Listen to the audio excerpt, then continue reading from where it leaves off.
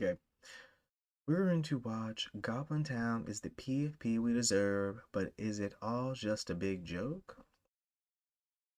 Unless you've been living under an ether rock for the past week, chances are you've heard of Goblin Town, the free-to-mint collection of 10,000 ugly bastards taking the NFT space by storm and turning the rulebook on its head. The 24-hour trading volume alone is dizzying stuff, and the floor just keeps rising.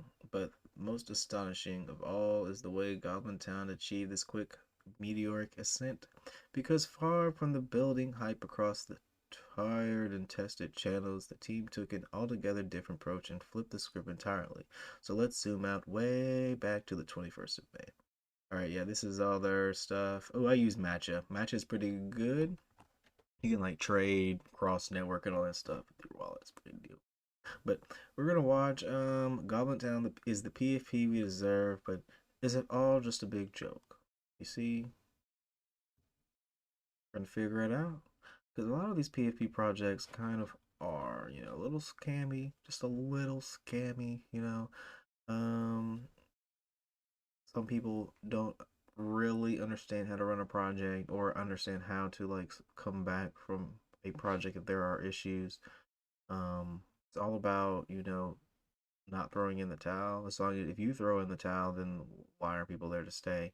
Especially if there's no real reason to throw in the towel, and not every project mints out, especially if you're not really engaging the Discord.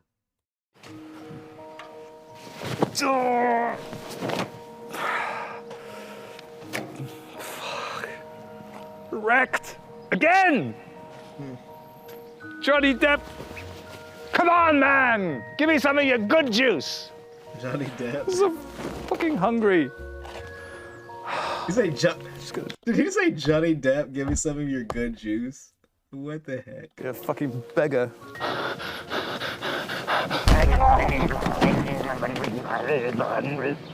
What's this? It's not Halloween. Burger?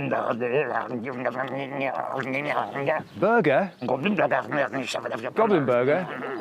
I don't really fancy one of them. Yeah. Like, no one's gonna buy this. Oh, I see. You're me. Yes. This is the Defiant.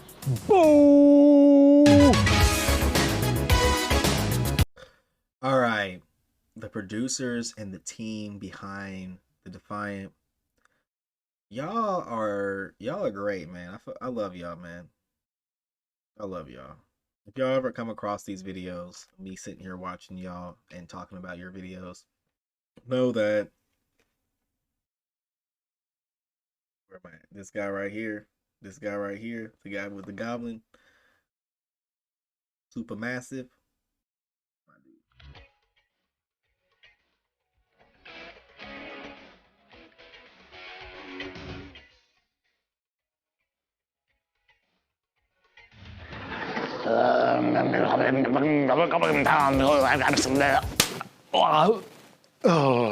Unless you've been living under an ether rock. Me, I didn't know anything about the Goblin PFPs until I looked on Rarible and was like, what the heck? But we can take a look at some NFTs here in a little bit. For the past week, chances are you've heard of Goblin Town.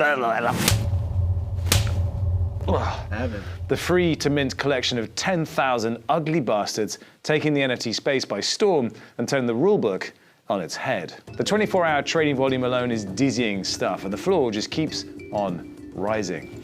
But most astonishing of all is the way Goblin Town achieved this quick and meteoric ascent, because far from doing the usual, building hype across the tried and tested channels, 100K Discord, you know what I'm saying? The team took an altogether different approach and flipped the script entirely. So let's zoom out way back to the 21st of May.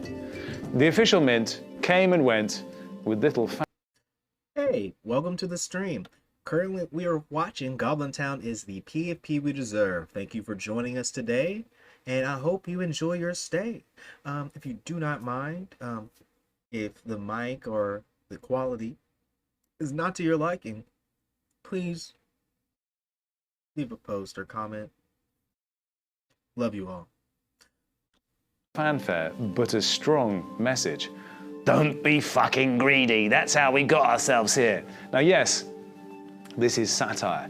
But would anyone It is how we got here, but yes, goblins are. really care? It was low effort, and that was basically it. We're talking no whitelist, no collaborations, no influencers, no Discord server, no roadmap, zero utilities, zero promises, a Creative Commons zero license, and as for a certifiably undoxed team, well, no chance. But they did have a few things in their favor. Cool art, if you like that kind of thing, but also some friends in high places like this guy, Mike Dudas, founder of the block and proud owner of this flaccid, cock-nosed gargoyle from hell. Yep, Mike pointed out a few key points. Number one, I know the terrific team who created it. Two, I pointed out the free mint to the public as a favor to them. And the public because I love the team. Oh Mike, nice, you're so generous. And three, he subtly hyped the mysterious element to the project. Well, as is often the way, word soon spread, and just a few days later, I'm coming back down again, Alp, because my knees hurt, getting old, yeah? One of the most extraordinary pieces of contemporary art theatre ever in crypto took place on the people's platform, Twitter. And good fucking God, what do you make of this? Your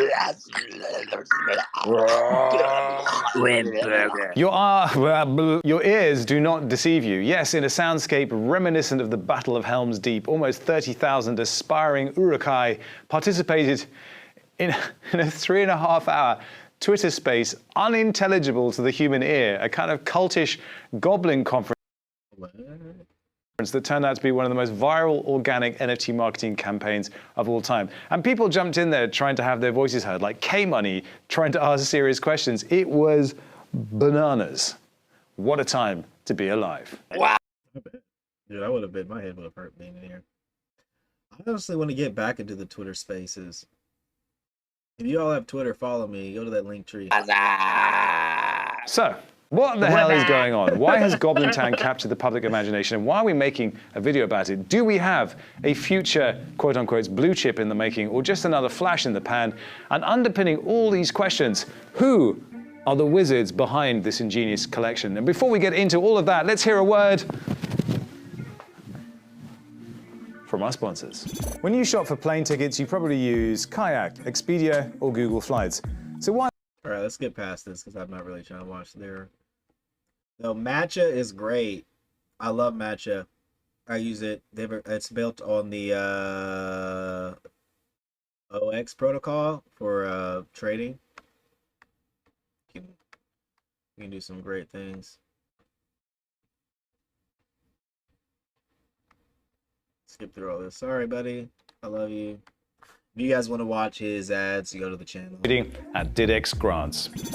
So look, it's only been a week, but rumors abound and they've got the Goblin community frothing at the mouth. Now, this is pure, unadulterated conjecture, but there are rumblings that the Goblins might have been cooked up in a secret lab in Yuga Land. That's right.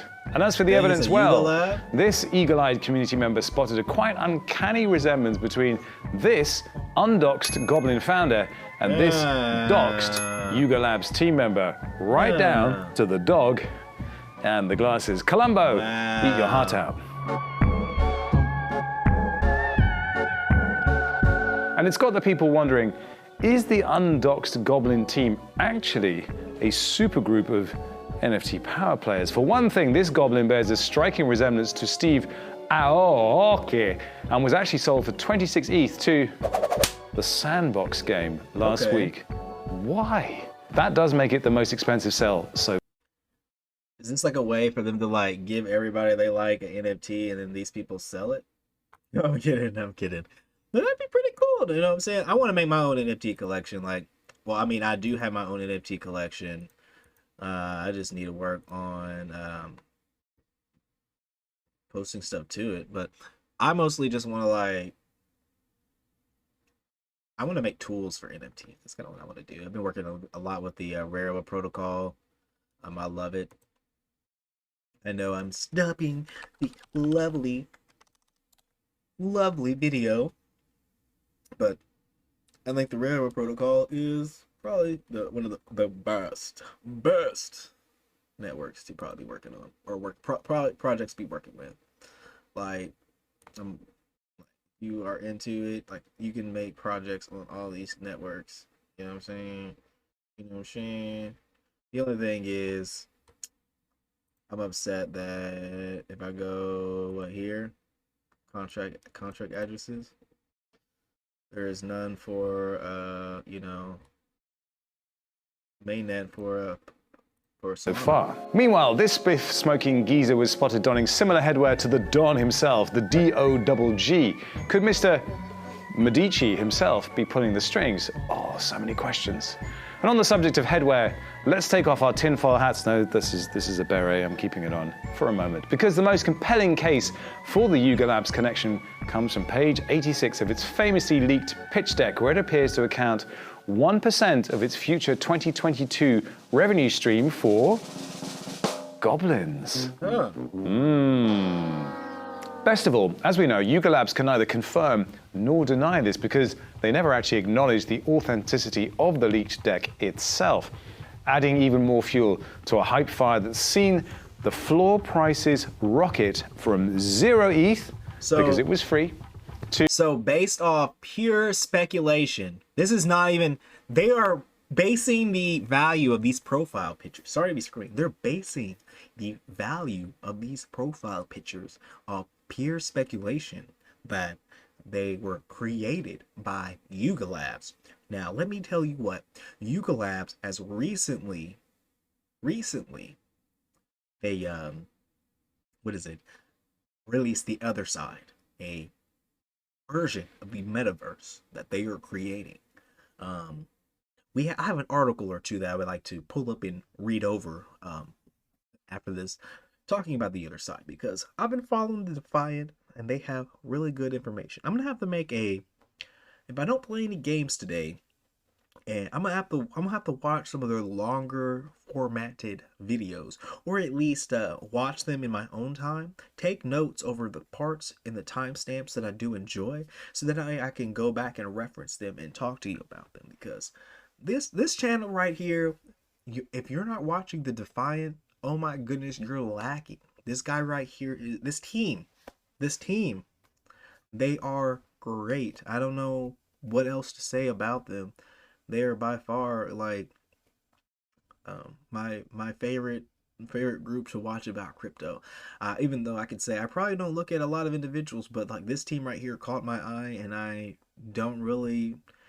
feel like I'm satisfied. I'm satiated, you know. I'm the hunger is filled when I watch these videos. So but these PFPs are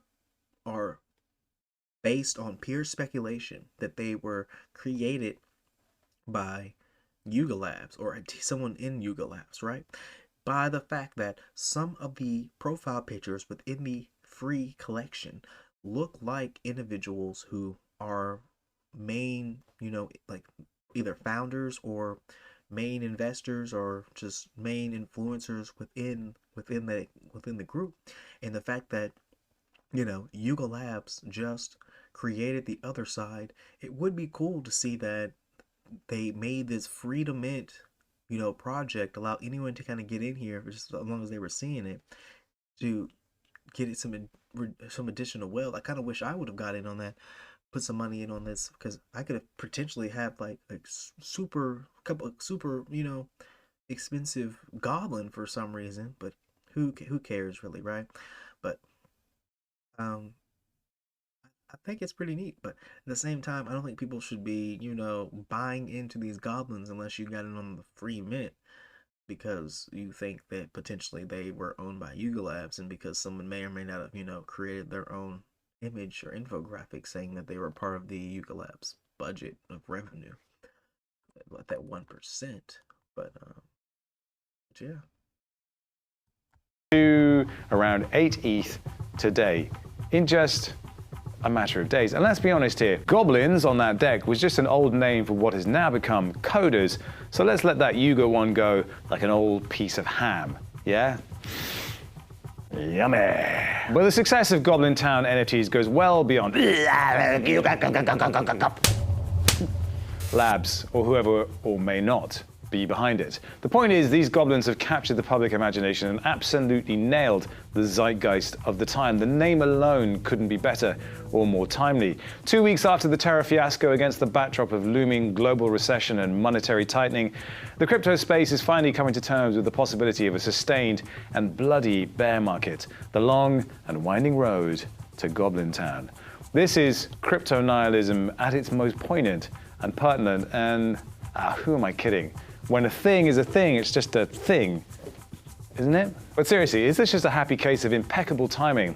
Or has the team been biding its time, quietly waiting for the perfect moment for their grand debut? As Zero Learn points out, this is absolutely a team that knows what they're doing. And yes, this really does feel too well coordinated to be a fluke. The website is just very, very good. In fact, it's brilliant. Shades of Lemmings as the little goblins climb up and then fall down. And while the overall aesthetic might have echoes of Ren and Stimpy, there's a It does. After he posts that, it does give Ren and Stimpy vibes. level of craftsmanship here that stands toe-to-toe with some of the most iconic collections around.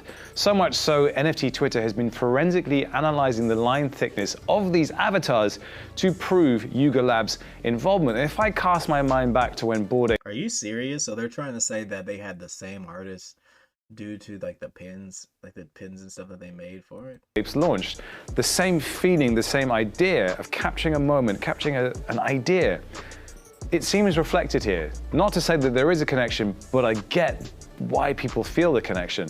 Just strip away all the BS and let's just have a thing that's a thing and enjoy that. But above all, these goblins have positioned themselves to stand apart from the crowd in a truly unique way, in a market saturated with bog-standard 10K collections offering a roadmap leading nowhere, or a game that isn't a game, it's just some vision that some kid had while he was high and eating Doritos and whatever kids do these days. Utilities that fizzle out into obscurity. This so-called anti-NFT collection is doing things its own way. Yeah, I don't think you should create a PFP project and be like, this is all we're going to do with it. It should just solely be like, this is the profile pictures we made. You can have them for free. This is the NFT for it.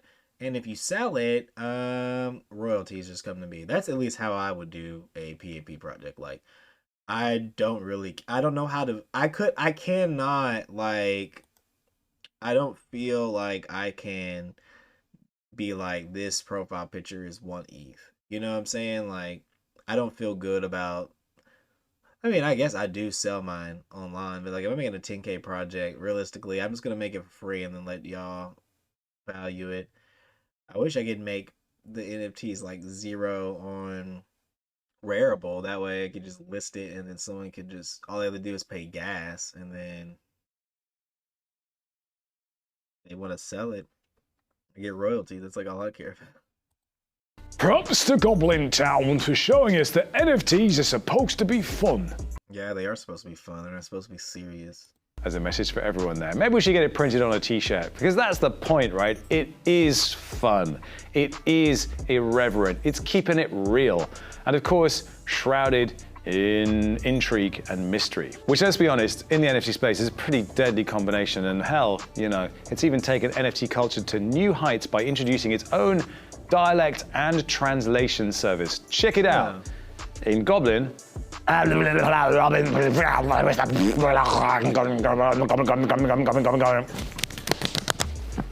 which translated means, hello, my name is Robin, and I wish I bought some goblins.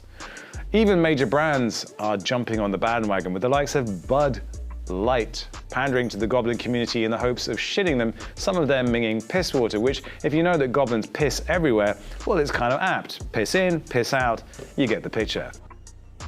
What? The point is, if successful NFT collections are built on community, then Goblin Town is absolutely smashing it. So what's next? Well, already the community is excitedly awaiting the so-called McGoblin Burger airdrop. And nobody has the faintest idea what the hell it might mean. But again, nobody cares. Whatever it is, they want it, and it was free, so yeah. And when a project has promised you absolutely nothing, well then why the hell not? you cannot be disappointed. And that really seems to be the current trend in NFT land these days. Just today on Twitter, I came across hashtag free mint as trending. The newest addition to the free mint trend comes from Sybil. 5K supply, free mint. Oh, but here's the kicker. And you get 0.01 ETH for minting. So it's not only free, but you get paid to mint. You get paid to mint. How desperate are they? Within a span of 48 hours, For the Culture took off, gathering 60,000 followers on Twitter and around 80,000 on Discord. And the art, wait for it. It's gonna be good, right? It's gonna be so good for the culture. Low effort. Hey. This hero we do not deserve is prepared to pay 91 grand just for the pleasure of secondary royalties. How on earth are any of us supposed to explain this to anyone outside of crypto? Nate Chastain just got done for wire fraud, and we're gobbling up snot-faced art atrocities. Yep, that's us. Now, some of this does remind me of the launch of Wi-Fi, how Andre Cronje just launched that token onto the market, fair launch, and it really captured the imagination of people to say there is a different way to do things. The VC model, the greed model, throw that out the door and let's do something different. Is that what we have here? Well, I don't know. Either way, the team, whoever they are, has already pocketed a call, and we must insert the number here because it's changing daily, and by the time we publish it will be different, so let's just put the number in there. It's many millions. It was about 2.9 million today. It's definitely going to be over 3 tomorrow. Think about that! 3 million in secondary sales. They gave them away for 3. Mustard. So the 7% cut that they take on OpenSea and LooksRare contributes to all of that, but they also held on to 10% of the original 10,000 because, as they say, why not? And sure, listen, I'm just speculating here, but the ingenuity of this campaign so far does leave you thinking, do these goblins have something up their sleeves? Maybe. Giancarlo makes a fair point too. With all this hype, it could be just a matter of time before some A-listers jump on the bandwagon, triggering a full-blown goblin bonanza. And for all those who hate the apes and think they're fugly, well, celebrities picked up apes, maybe they'll pick up goblins too. Is this a future blue chip in the making? It's too soon to say. In this space though, nothing is off the table. Maybe this is Yuga Labs. Maybe it's 0x Sifu's last hurrah. Or maybe the team gets doxxed and we end up with a Milady-like situation, triggering a sudden sell-off that sees Goblin Town live up to its name in the truest sense of the word. Either way, there's no denying that what they've done it's impressive. Free to mint, no utilities, no roadmap, no promises, and just when you thought you understood the rules of the game, somebody comes along and changes it completely. But as I've already said, this was the Andre Cronje playbook. You love to see it, we love to see it. This, from the depths of wherever the fuck we have been, was the Defiant. All right, that was great. Yeah, that's pretty cool. I really like how the Goblins just kind of, made a free NFT, and how everyone thinks like, oh yeah, maybe they're made by Yuga Labs, without any proof. It's great. Makes me want to create an NFT project and just be like, no utility. If you buy it, you buy it. You don't, you don't. No one cares. Because that's how it really should be. Like, all it really is just data. And I mean, like, people value, like, we already sell our data to companies, you know what I'm saying? You put a YouTube video up, they big they big profited off that. They put it on their feature page and get people to come down to the show, to this website, you know what I'm saying? And you only getting the small pennies of whatever you got.